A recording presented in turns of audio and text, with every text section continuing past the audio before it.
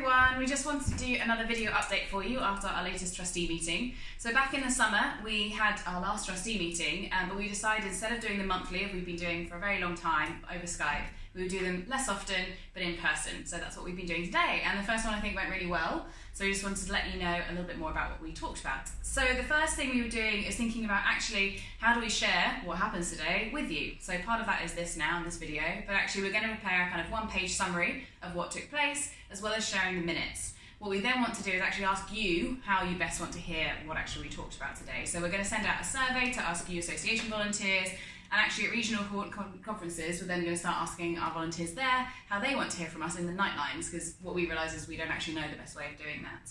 Linked to that, we're also thinking about our roles as trustees and how we can better describe what it is we do. Actually, being a trustee at Nightline is quite different to a lot of different trustee roles out there in different charities. So what we want to really be able to do is really define that role description, but also think about where we go from there, and also think about term limits potentially as well.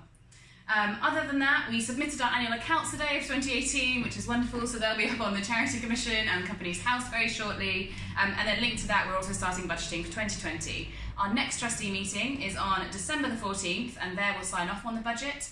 We're also going to be signing off some new kind of reviews of policies, and also our risk register updated since the changes that we've had this year. Another area we'll be looking at as well is reviewing of things around suicide policy, so I'll let Thanks. So it's been about 3 years since we made any changes to the good practice guidelines around suicide policy, which we made in Durham in 2016. We feel that 3 years on, it's probably about the right time to start looking at another review.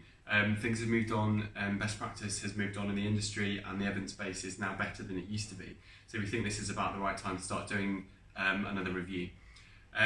We are still kind of deciding how we're going to go about that and the processes that we're going to put in place, but the plan at the moment is that we're going to try and make it really democratic. We're going to have lots of people involved from all across the charity, and as well we're going to try and get some external experts in to kind of give us a wider industry view as well, from across the mental health sector and across higher education as well.